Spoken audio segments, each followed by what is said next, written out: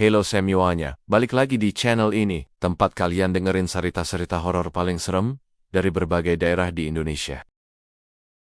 Malam ini, gue mau ceritain sebuah kisah misteri tentang rumah kosong di lereng Merapi, yang katanya waktu di sana bisa berhenti, dan siapa yang masuk belum tentu bisa keluar. Mau denger? Yuk, siapin posisi paling nyaman, jangan lupa matiin lampu dan ini ceritanya. Selamat mendengarkan.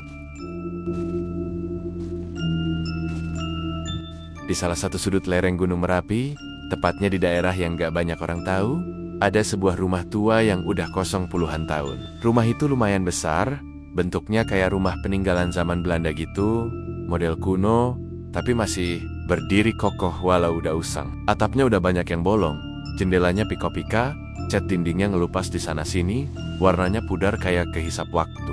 Halamannya itu loh, dipenuhi ilalang tinggi, kayak udah lama gak ada orang ngerawat. Beberapa bagian dinding bahkan udah ditumbuhi lumut sama akar-akar liar yang ngerambat sampai ke atas. Kata warga sekitar, rumah itu udah lama banget ditinggalin. Gak ada yang berani deket-deket, apalagi masuk. Bukan cuma karena serem atau karena lokasinya yang agak nyempil di lereng Merapi, tapi katanya rumah itu berhantu. Dulu, sebelum jadi rumah kosong kayak sekarang, itu rumah dihuni sama keluarga keturunan campuran Jawa sama Belanda. Bapaknya orang Belanda, ibunya orang Jawa asli. Katanya, mereka tinggal di situ, jauh dari pusat desa, karena si bapak pengen suasana yang tenang, jauh dari keramaian. Katanya buat nyari inspirasi nulis buku. Tapi anehnya, nggak lama setelah mereka pindah ke situ, mulai muncul kabar-kabar aneh. Ada warga yang cerita, mereka sering dengar suara jeritan dari arah rumah itu tengah malam. Kadang kayak suara cewek nangis, kadang kayak suara orang teriak marah-marah. Tapi tiap mereka samperin atau sekedar nyari tahu, rumah itu sepi. Lampu kadang nyala sendiri. Padahal jelas-jelas rumah itu nggak ada aliran listrik dari PLN. Bahkan tiang listrik aja nggak nyampe ke situ. Warga juga sering lihat bayangan hitam keluar masuk lewat jendela atau pintu. Cepet banget, kayak kilatan bayangan, hilang lagi. Ada juga yang ngaku lihat sosok tinggi besar berdiri di halaman rumah itu. Pas malam hari, mukanya nggak kelihatan jelas, kayak ketutupan kabut, tapi tinggi badannya nggak wajar, gede banget, kayak bukan manusia biasa. Nggak cuma itu, dulu pernah ada anak muda dari desa sebelah yang iseng, katanya sok-sokan berani uji nyali ke rumah. Itu, malam-malam, dia masuk sendirian bawa senter sama kamera, tapi Paji, dia nggak pulang-pulang. Dicari sama warga rem-rem, muterin area sekitar rumah itu. Nggak ketemu, tapi yang bikin serem, kameranya itu ditemukan jatuh di dekat pintu rumah. Masih nyala, dan di rekaman terakhir, cuma kelihatan dia lagi jalan di lorong rumah itu sambil ngerengek ketakutan, terus tiba-tiba layar kamera goyang, ada bayangan hitam ngehampirin dia, habis itu gelap. Udah, sampai sekarang, anak itu nggak pernah ditemukan lagi. Gara-gara kejadian itu, rumah itu makin ditinggalin, makin dianggap angker sama warga. Bahkan, banyak yang percaya kalau rumah itu udah bukan tempat tinggal biasa lagi, tapi udah jadi semacam gerbang ke dunia lain. Ada yang bilang, siapapun yang masuk ke situ, bakal kesasar di dalam waktu yang gak bisa dijelasin. Bisa sejam, 2 jam, atau bahkan berhari-hari, padahal orang luar lihatnya cuma sebentar. Ada juga yang percaya waktu di dalam rumah itu bisa berhenti atau muter gak karuan, kayak kejebak di dimensi lain. Suasananya emang mendukung banget buat jadi tempat angker. Lokasinya di lereng Merapi, jadi sering ketutup kabut, apalagi pas sore ke malam. Angin dingin selalu nyapu area sekitar situ. Kalau malam, suara jangkrik sama kodok kayak makin keras, terus tiba-tiba hening, kayak ada yang ngawasin. Kedan, bau anyir kayak darah juga kecium di sekitar rumah itu. Padahal jelas-jelas nggak ada apa-apa. Warga juga bilang, dulu sebelum ditinggalin, si istri yang orang Jawa itu katanya sering kesurupan. Tubuhnya suka tiba-tiba gemeteran, matanya melotot, ngomong bahasa yang aneh, bukan bahasa Jawa, bukan bahasa Indonesia, tapi lebih ke suara bisikan serak gitu. Kayak ada sesuatu yang ngomong lewat dia. Katanya, dia sering nyeritain soal penunggu yang ada di rumah itu, makhluk gaib yang udah tinggal di situ, jauh sebelum rumah itu dibangun. Tapi suaminya, orang Belanda itu, nggak percaya. Dia tetap maksa tinggal di situ. Bahkan dia pernah ngeledek warga yang cerita soal hantu atau penunggu. Dibilangnya cuma mitos kampung yang nggak masuk akal. Tapi sejak saat itu, hal-hal aneh makin sering kejadian. Si anak mereka yang masih kecil, tiba-tiba hilang misterius. Gak ada yang tahu kemana, hilang begitu aja. Mereka nyari ke seluruh penjuru desa, ke hutan sekitar, ke ke lereng gunung, tapi hasilnya nihil. Sejak itu, rumah itu makin sunyi. Si istri katanya stres berat sering nangis-nangis sendiri di halaman, ngomong gak jelas. Sampai akhirnya warga nemuin mereka berdua udah gak bernyawa di dalam rumah itu.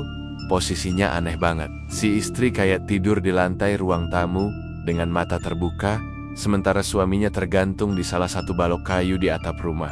Setelah kejadian itu, rumah itu ditinggalin. Barang-barang mereka sebagian masih di dalam, kayak lemari tua, meja, kayu, kursi-kursi rotan yang udah lapuk. Tapi nggak ada yang berani ambil atau masuk, kata warga. Yang maksa ambil barang dari situ pasti bakal kena sial. Entah tiba-tiba sakit atau ngalamin hal-hal aneh, kayak sering didatengin bayangan hitam atau didengerin bisikan-bisikan di telinga pas lagi sendirian. Lucunya, setiap ada orang luar yang nyasar atau nggak sengaja deket ke area rumah itu, mereka selalu ngerasa kayak muter-muter di tempat yang sama. Jalan setapak yang tadinya jelas, tiba-tiba hilang. Kabut turun tebel banget, arah mata angin kayak berubah, sampai akhirnya mereka nemu jalan pulang itu pun, katanya bukan karena mereka nemu jalan sendiri, tapi kayak dikasih keluar sama sesuatu. Yang nggak kelihatan, ada juga warga yang bilang, Rama itu suka manggil orang-orang tertentu. Biasanya yang manggil tuh orang-orang yang lagi ada masalah besar, lagi galau berat, atau lagi putus asa. Mereka tiba-tiba kayak dapat bisikan buat datang ke rumah itu. Sioliola di sana, ada jawaban atau solusi. Padahal begitu mereka datang, mereka malah hilang, gak balik lagi. Makanya sampai sekarang, rumah itu cuma bisa dilihat dari jauh. Warga sekitar udah kayak bikin kesepakatan gak resmi, pokoknya jangan pernah deket-deket, apalagi masuk, kecuali kalau mau cari masalah. Rumah itu kayak udah jadi bagian dari cerita angker daerah situ, bagian dari rahasia yang semua orang tahu, tapi nggak mau ngebahas terlalu jauh. Toh yang berani nekat, udah banyak yang ngalamin sendiri akibatnya. Dan anehnya, meskipun udah bertahun-tahun, rumah itu kosong. Bangunannya nggak pernah bener-bener rusak parah. Tetap berdiri, tetap kelihatan angkuh, kayak nungguin orang buat datang. Kadang kalau sore, pas matahari udah mulai tenggelam, bayangan rumah itu kelihatan panjang banget, kayak nunjukin sosok tinggi besar yang jagain rumah itu dari kejauhan.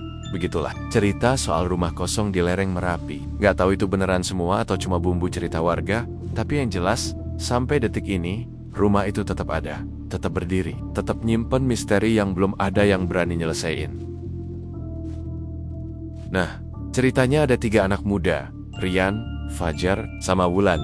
Mereka bertiga ini udah temenan dari SMA, satu geng, hobinya sama, suka hal-hal berbau horor, misteri, sama tempat-tempat yang katanya angker. Biasanya mereka nyari spot-spot serem. Buat konten YouTube, channel mereka lumayan rame, isinya uji nyali, eksplorasi tempat terbengkalai. Kadang juga bahas-bahas cerita mistis dari daerah-daerah. Iseng, nekat, ya biasa anak muda. Makin dibilang tempatnya serem, makin penasaran. Makin banyak yang bilang jangan ke situ, malah makin jadi tantangan buat mereka. Suatu hari, mereka dengar soal rumah kosong di lereng Merapi ini. Ceritanya didengar dari salah satu viewer channel mereka yang ngirimin DM. Katanya, "Bang, coba dong ke rumah kosong dekat Merapi. Itu serem parah," katanya berhantu. Banyak yang hilang gara-gara kesana. Awalnya mereka mikir itu cuma hoax atau urban legend biasa. Tapi makin mereka cari info, makin banyak cerita yang bikin bulu kuduk merinding. Ada warga yang bilang, rumah itu bener-bener ada. Gak cuma cerita doang. Lokasinya emang agak masuk ke pedalaman, dekat hutan kecil di lereng gunung. Gak semua orang tahu tempatnya. Tapi kalau udah tahu jalannya, pasti nemu. Rian paling semangat.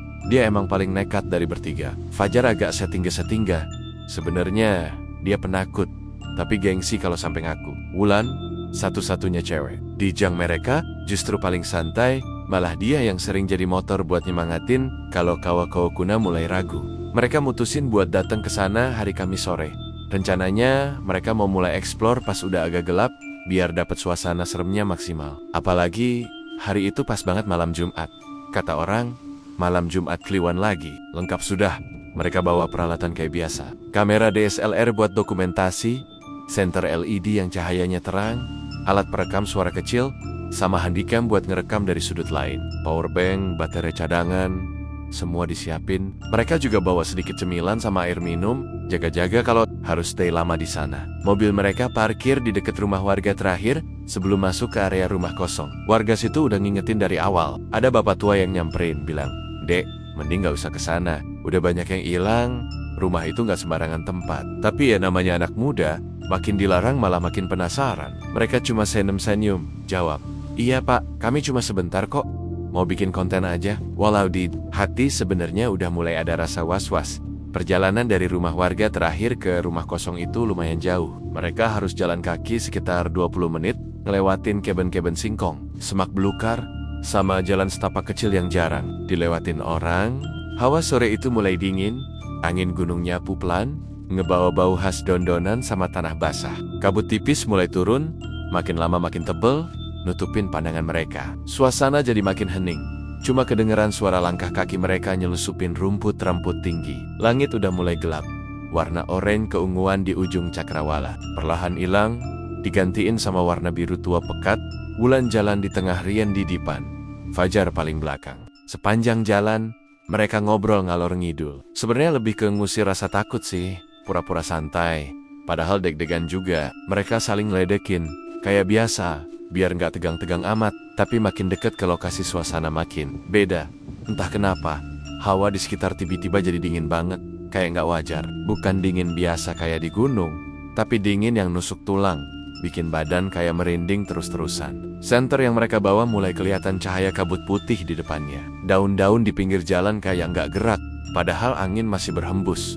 Sampai akhirnya, mereka ngelihat rumah itu berdiri di kejauhan. Besar, gelap, bentuknya kayak nungguin mereka. Bayangan rumah itu samar-samar kelihatan di balik kabut. Makin deket, makin jelas. Rumahnya emang gede, model lama.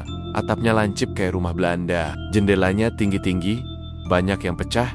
Dindingnya ngelupas parah. Warnanya udah nggak jelas lagi. Ada beberapa bagian rumah yang ketutup akar pohon sama ilalang tinggi. Di halaman depannya, rumput liar udah setinggi pinggang orang dewasa. Mereka bertiga berhenti bentar, saling pandang. Suasana mulai nggak enak. Fajar ngelus tengkuk lehernya. Katanya kok kayak ada yang merhatiin dari balik pepohonan. Rian ngeluarin kamera, mulai ngerekam dari jauh. Wulan ngatur nafas, matanya fokus ngeliat rumah itu. Ada perasaan aneh yang nggak bisa dijelasin. Bukaannya takut biasa, tapi lebih ke kayak ditungguin. Kayak ada sesuatu di rumah itu yang ngerasa kedatangan mereka. Yuk, lanjut, kata Rian setengah berbisik. Seolah dia sendiri ngerasa kalau harus sepe-sepe nyelesain ini. Mereka mulai jalan lagi, ngerobos ilalang tinggi. Pas mereka makin dekat ke rumah, makin jelas kelihatan kondisi sekitarnya. Di samping rumah ada sumur tua, bibir sumurnya udah retak-retak, di pinggirnya tumbuh tanaman liar. Di belakang rumah, kelihatan bayangan pohon beringin gede, batangnya tebel, akarnya menjuntai kayak teli-teli kusut. Anehnya, makin dekat ke rumah, suara sekitar kayak hilang. Gak ada suara jangkrik, gak ada suara burung, bahkan angin yang tadi kenceng sekarang kayak berhenti. Udara jadi berat, kayak ngedon. Mereka bertiga berdiri tepat di depan pintu rumah, yang setengah kebuka, kayunya udah lapuk. Warnanya kusam, kehitaman, engselnya berkarat. Dari dalam rumah kelihatan gelap banget, kayak nggak ada cahaya sama sekali. Fajar nyalain senter, sinarnya masuk ke dalam rumah. Tapi aneh, cahaya itu kayak kehisap. Biasanya senter LED mereka terang banget, tapi ini cuma nyorot beberapa meter ke depan, habis itu gelap lagi. Wulan nyalain alat perekam suara, berharap kalau ada suara-suara aneh bisa kerekam. Rian ngatur kamera, dia pengen dapat footage paling jelas dari rumah itu. Biar kalau upload ke YouTube, penontonnya makin banyak. Mereka diam sebentar, ngedengerin sekitar. Jantung mereka mulai deg-degan gak karuan. Tiba-tiba, dari dalam rumah, kedengeran suara kayak ada benda jatuh, dukak, kayak kayu, atau kursi tua yang mental ke lantai. Mereka saling pandang lagi. Fajar mulai kelihatan ragu, tapi Rian tetap maksa masuk. Udah, sini aja, bentar doang kok. Kalau makin lama di luar, malah makin takut, kata Rian nyoba nenangin. Akhirnya, pelan-pelan mereka bertiga masuk ke dalam rumah kosong itu. Bau apek langsung nyambut mereka, campuran antara kayu lapuk, debu, sama bau aneh yang gak bisa dijelasin. Kayak bau tanah basah bercampur sesuatu yang amis. Lantai kayunya berderit tiap mereka nginjek. Suara kaki mereka jadi satu satania yang kedengeran di rumah itu. Mereka mulai eksplor ruangan demi ruangan, ruang tamu, ruang makan. Semua dipenuhi debu tebel, jaring laba-laba di mana-mana. Di dinding masih ada beberapa figura foto tua, gambarnya udah pudar, susah dikenalin. Di salah satu sudut ruang tamu ada kursi goyang tua yang kelihatan udah nggak pernah dipakai. Tapi kursi itu pelan-pelan goyang sendiri, kayak ada yang duduk di situ barusan. Wulan nahan napas. Fajar mulai mundur perlahan. Rian tetap ngerekam. Suasana makin mencekam, hawa dingin makin jadi. Alat perekam suara mereka mulai ngeluarin noise aneh, kayak ada bisikan samar yang gak jelas ngomong apa. Mereka sadar, ini baru permulaan, dan mereka udah masuk terlalu jauh buat mundur. Mereka mulai muter-muter di sekitar rumah. Awalnya cuma iseng, nyari sudut yang bagus buat rekaman. Tapi lama-lama, suasana sekitar rumah itu makin gak enak. Gak ada suara sama sekali. Biasanya di tempat kayak gini, masih ada suara jangkrik, kodok, atau angin yang nyelusupin daun-daun. Tapi ini benar-benar hening, kayak semua suara hilang. Angin juga gak ada. Padahal tadi pas di perjalanan anginnya lumayan kenceng. Daun-daun di ilalang yang tinggi itu diam aja, gak gerak, kayak dilukis di tempat. Yang bikin makin aneh, jam tangan mereka semua berhenti. Rian yang pertama nyadar. Dia lihat jam di pergelangan tangannya. Jarumnya stuck di angka ke 11,11. Padahal tadi sebelum nyampe sini, mereka sempat cek jam. Udah jam 12 lewat. Rian langsung manggil yang lain, nunjukin jam tangannya. Lo ngerasa aneh nggak? Kok jam gue mati? Kata Rian sambil nunjukin jam tangannya ke Fajar sama Wulan. Fajar buru-buru lihat jamnya sendiri. Sama, jarumnya juga berhenti di ke 11,11. Wulan juga ngeluarin HP-nya, ngecek jam digital. Layarnya nyala, tapi jamnya nunjukin angka yang sama, 11.11. Nggak gerak sama sekali. Jam gue juga. Kayaknya kita cepet kelarin aja deh, jawab Wulan. Suaranya udah mulai gemeter. Dia sebenarnya dari tadi udah ngerasa nggak enak, tapi ditahan-tahan biar nggak panik. Tapi ini udah kelewatan. Jam yang tiba-tiba berhenti, itu nggak masuk akal. Apalagi semua alat berhenti di angka yang sama. Mereka bertiga udah sepakat buat balik.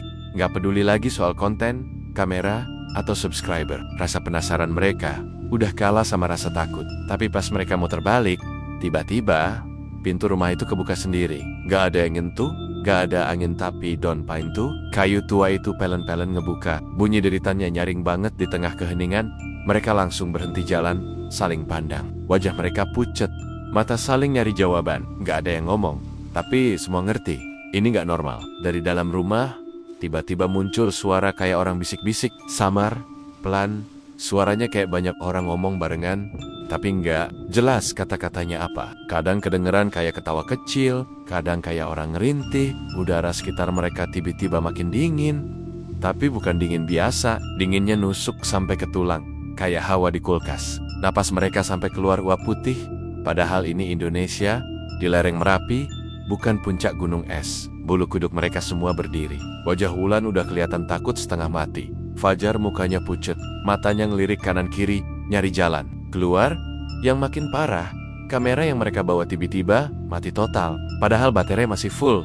Tadi dicek sebelum jalan. Layarnya gelap, nggak bisa nyala lagi. Senter yang tadinya terang banget juga meredup. Sinarnya kayak kehisap sama kabut yang makin tebel. Mereka bertiga diam di tempat, nggak berani ngelangkah. Pintu rumah yang kebuka itu ngarah ke ruang tamu gelap gulita. Tapi di pojok ruangan itu, perlahan mulai kelihatan bayangan hitam besar. Sosoknya tinggi banget, lebih tinggi dari pintu rumah. Tubuhnya kayak siluet manusia, tapi bentuknya nggak jelas. Kayak kabut hitam yang ngumpul jadi satu. Mukanya nggak kelihatan, cuma bayangan gelap pekat. Tapi mereka bisa ngerasain, sosok itu lagi natap mereka. Jantung Rian berdebar kenceng, tangannya gemeteran. Fajar udah mundur beberapa langkah, nyari pegangan. Wulan nutup mulutnya, nahan teriakan. Mereka nggak ngerti itu apa, tapi yang jelas, itu bukan manusia. Hawa di sekitar makin dingin, bisikan-bisikan makin jelas, kayak ada suara cewek. Ketawa kecil di telinga mereka, terus suara orang berbisik-bisik nggak jelas. Tiba-tiba, sosok bayangan hitam itu ngelangkah maju, pelan-pelan, makin dekat ke arah pintu. Lantai kayu di dalam rumah berderit tiap dia melangkah. Rian spontan narik tangan Wulan nyuruh mundur. Fajar udah ngucapin doa dalam hati, suaranya pelan ngegumam. Tapi pas mereka mau lari, kabut tebel nutup jalan di belakang mereka. Semua pandangan ke arah jalan setapak tadi hilang, ketutup putih pekat. Mereka kayak kejebak di depan rumah itu. Gak ada jalan keluar yang jelas. Sosok hitam itu makin deket, udah hampir nyampe ke ambang pintu. Badannya makin jelas. Dari itu, tiba-tiba muncul bentuk tangan panjang, jarinya kurus-kurus. Kuku-kukunya panjang kayak cakar. Tangan itu ngarah ke mereka, kayak ngajak atau nyuruh mereka masuk. Suara bisikan makin keras. Kali ini jelas kedengeran. Kayak ada yang ngomong, "Masuk." Masuk sini, udah ditungguin. Suaranya kayak bisikan banyak orang numpuk jadi satu. Nadanya berat, serem, kayak suara dari dasar sumur. Wulan udah mulai nangis, air matanya netes, napasnya ngos-ngosan. Rian tetap nahan, berusaha mikir tenang. Fajar mukanya pucet, tangannya gemeter. Dia ngerasa lemes, tapi tetap berdiri. Mereka nggak bisa diam aja, harus cari cara buat keluar. Tiba-tiba, dari dalam rumah, pintu-pintu lain mulai kebuka sendiri. Bunyinya keras, krik, satu persatu, kayak ada yang ngebuka semuanya barengan. Di dalam rumah, bayangan hitam lain muncul. Jumlahnya makin banyak. Ada yang berdiri di lorong, ada yang duduk di kursi goyang, ada yang kelihatan di jendela. Semua bayangan itu natap ke arah mereka bertiga. Hawa makin dingin, tanah di bawah kaki mereka bergetar halus. Dari dalam sumur tua di samping rumah, keluar suara gemuruh pelan, kayak ada yang jerok-jerek di dalamnya. Mereka bertiga makin panik. Rian nekat narik tangan Wulan dan Fajar. Kita nggak bisa diam di sini. Lari sekarang! Teriak Rian. Suaranya pelan tapi tegas. Mereka bertiga lari nyelusupin kabut. Nggak peduli jalan kemana, yang penting jauhin rumah itu. Napas mereka enggak oseng-gosen. Kaki mereka nyelip-nyelip di ilalang tinggi. Tapi anehnya, mereka kayak muter-muter di tempat yang sama. Setiap kali lari jauh, mereka balik lagi ke depan rumah itu. Bayangan hitam makin banyak, sekarang bukan cuma di dalam rumah, tapi mulai muncul di ilalang, di belakang pohon, di sisi jalan setapak. Semua kayak ngepung mereka. Waktu kayak berhenti di situ, jam tangan mereka masih nunjuk angka ke 11,11 HP. Nggak bisa nyala, alat perekam suara cuma ngeluarin noise kayak desisan pelan. Di tengah kepanikan, mereka sadar. Mereka nggak cuma lagi eksplor rumah kosong biasa. Mereka udah masuk ke sesuatu yang lebih serem. Mereka lari sekuat tenaga keluar rumah. Nafas ngos-ngosan. Jantung kayak mau copot. Keringat dingin udah netes dari pelipis mereka. Meskipun udara sekitar dinginnya bukan main. Langkah kaki mereka kayak nggak beraturan. Asal aja, yang penting jauhin rumah itu secepat mungkin. Tapi anehnya, pas mereka udah keluar, jalan setapak yang tadi mereka lewatin, hilang. Nggak ada. Semua cuma kayak hutan gelap tanpa arah. Ilalang tinggi masih ada, pohon-pohon besar masih ngejajar di sekitar. Tapi jalan setapak kecil yang jeles-jeles mereka lewatin tadi, udah nggak kelihatan sama sekali. Kayak ditelan kabut. Kayak nggak pernah ada. Ini bukan tempat tadi. Kita kayak kejebak di sini. Suara Fajar gemeteran. Matanya ngelirik ke segala arah. Nyari tanda-tanda jalan, nyari apa aja yang familiar, tapi hasilnya nihil. Hanya kegelapan dan kabut yang makin tebel. Wulan masih megang tangan Rian. Napasnya masih ngos-ngosan. Lo yakin? Tadi kita lari ke arah yang bener, Ron?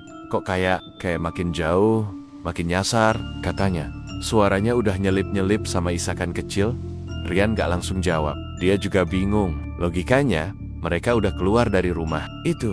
Harusnya tinggal balik ke jalan setapak, terus nyusurin balik ke arah parkiran mobil, tempat rumah warga terakhir tadi. Tapi ini, semua berubah.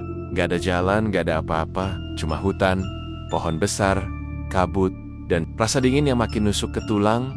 Beberapa menit mereka muter-muter, nyoba jalan ke berbagai arah. Rian pakai senter yang udah nyala lagi, walaupun cahayanya redup. Mereka terus maju nerabas ilalang, muterin pepohonan, nyari celah. Tapi tiap mereka jalan beberapa menit, suasananya kayak nggak berubah. Semua kelihatan sama. Bahkan Fajar sempat ngebalikin arah, tapi tetap aja jalan yang mereka lewatin tadi kayak hilang, ketutup kabut, atau malah muter balik sendiri tanpa mereka sadar. Nggak bener ini, Ron. Kita kayak kejebak di sini, kata Fajar lagi. Kali ini nadanya makin panik. Dia berhenti jalan, narik napas dalam-dalam. Matanya ngawasin sekitar, tapi tetap nggak nemu tenda jalan pulang. Sampai akhirnya, mereka nemu rumah itu lagi. Padahal perasaan mereka udah jalan jauh. Udah muterin hutan itu kayak setengah jam lebih. Harusnya nggak mungkin balik ke titik yang sama. Tapi di depan mereka, rumah itu berdiri lagi, sama persis kayak tadi. Gelap, besar, ngebayangin siluetnya di balik kabut. Kayak nungguin mereka, dan pintunya kebuka. Lagi, gak ada angin, gak ada yang nyentuh, tapi pintu itu kebuka lebar. Dalamnya gelap gulita, cuma kelihatan bayangan lorong panjang sama ruang tamu yang kosong. Tapi anehnya, kayak ada sesuatu dari dalam yang manggil mereka. Nggak pakai suara, tapi kayak perasaan dipaksa balik masuk. Kayak magnet, narik mereka buat datang lagi. Rian mundur beberapa langkah, ngelirik ke Fajar sama Wulan. Wulan mukanya udah pucat, air mata masih ngumpul di ujung mata. Fajar nunduk, Tangannya masih gemeter, napasnya nggak stabil. Mereka berdiem, cuma saling tatap tanpa ngomong apa-apa. Tiba-tiba, dari dalam rumah itu, muncul suara lagi. Bisikan-bisikan pelan, kayak suara orang ngobrol barengan. Makin lama, makin keras. Campur aduk antara bisikan, tawa kecil, sama suara rintihan. Udara sekitar makin dingin, kabut makin tebal, napas mereka makin berat. Tanah di bawah kaki mereka kayak bergetar halus. Rian ngerasa ada yang gak beres. Dia tahu kalau mereka tetap diem di situ, makin lama, makin susah buat keluar. Tapi otaknya kayak ngeblank, susah mikir jernih. Badannya berat, kakinya kaku, kayak nggak bisa gerak. Wulan mulai nutup mukanya pakai tangan, nahan isak. Fajar cuma nunduk, matanya kosong, kayak nggak fokus. Beberapa detik kemudian sosok Bayanggen hitam itu muncul lagi di ambang pintu. Sosok tinggi besar, badan gelap kayak asap pekat, mukanya nggak jelas, cuma bayangan hitam pekat kayak kabut yang ngumpul jadi satu. Tangannya panjang, jarinya kurus, kukunya kayak cakar. Sosok itu ngelangkah keluar, pelan-pelan, makin dekat ke arah mereka. Rian nyoba narik tangan Wulan buat mundur. Tapi aneh, Wulan gak ngegerak, badannya kokoh, matanya merem, kayak orang pingsan, tapi masih berdiri. Fajar juga diem aja, kayak lagi bengong, tapi matanya melotot ngelihat sosok itu. Wulan, Fajar, ayo, kita pergi. Suara Rian setengah teriak, tapi dua temennya kayak nggak denger. Sosok hitam itu makin dekat, bayangannya makin jelas. Di belakangnya, dari dalam rumah, bayangan lain mulai muncul. Banyak, jumlahnya kayak nambah terus. Semua keluar dari rumah itu, ngelilingin mereka bertiga. Rian panik. Dia nyoba narik tangan Wulan lebih kuat, tapi aneh, badannya Wulan berat banget, kayak ditahan sesuatu. Fajar jatuh ke lutut, tangannya nutup kuping, kayak ngerasa suara bisikan makin keras di telinganya. Matanya merah, mukanya pucet kayak mayat. Sosok hitam itu udah deket banget. Tangannya terjulur ke arah Wulan pelen-pelen. Jari-jari panjang itu nyentuh pundak Wulan, dan badan Wulan tiba-tiba jatuh ke tanah. Tapi anehnya, dia kayak hilang. Begitu badannya nyentuh tanah, tapi nggak ada suara benturan, cuma hilang, kayak lenyap di telan tanah atau kabut. Rian kaget, matanya melebar. Wulan, Wulan! Dia teriak, nyari, tapi nggak ada. Wulan bener-bener hilang di depan matanya. Fajar juga tiba-tiba jatuh ke tanah, kejang-kejang, badannya ngegigil, mulutnya komet-kemet, matanya muter, kayak orang kerasukan. Dari belokong, bayangan hitam lain ngelilingin dia, nutupin tubuhnya. Rian nyoba narik Fajar, tapi sama kayak Wulan, badan Fajar tiba-tiba hilang begitu aja. Cuma sisa jejak tanah yang kayak habis diinjek orang, selebihnya kosong. Rian sendirian sekarang. Jantungnya berdebar makin kenceng, keringat dingin netes, tangannya gemetar. Dia mundur pelan-pelan, ngelangkah ke arah lain. Tapi jalan setapak tetap nggak ada. Hutan itu kayak muter terus. Rumah itu berdiri di belakangnya. Pintunya masih kebuka. Bayangan hitam masih keluar satu-satu. Udara makin dingin, kabut makin tebel, suara bisikan makin keras. Tapi di tengah rasa takut yang ngehimpit dia, Rian nekat lari.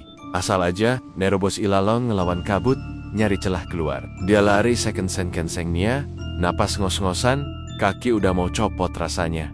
Tapi dia nggak berhenti. Dia tahu Kayla diem, dia bakal hilang kayak Fajar sama Wulan.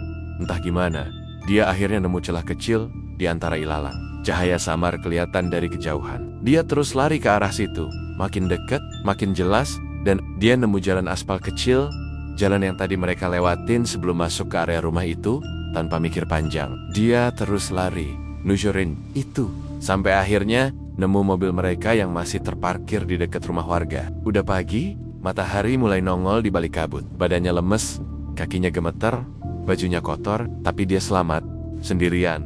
Cerita ini cuma Rian yang bisa ceritain. Fajar sama Wulan gak pernah ketemu lagi sampai sekarang. Udah ada kemana-mana, warga ikut nyari, polisi turun tangan, tapi nggak ada jejak mereka. Cuma Ryan yang balik. Dan sampai sekarang, tiap dia nutup mata, dia masih bisa dengar suara bisikan-bisikan itu. Kadang, dia ngelihat bayangan hitam berdiri di sudut kamar. Kadang, dia ngerasa ada yang ngikutin dari belakang. Rumah kosong di lereng Merapi itu kayak masih manggil. Gak semua orang bisa keluar. Dan kalau lo nekat, mungkin lo bakal jadi bagian dari mereka yang gak pernah balik lagi.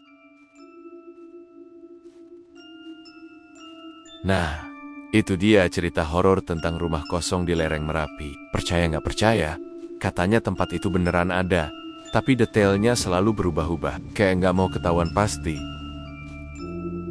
Kalau kalian suka cerita kayak gini, jangan lupa like, comment, share, dan subscribe. Siapa tahu di video selanjutnya gue bisa ceritain tempat horor di daerah kalian. Sampai jumpa di cerita horor berikutnya. Selamat malam.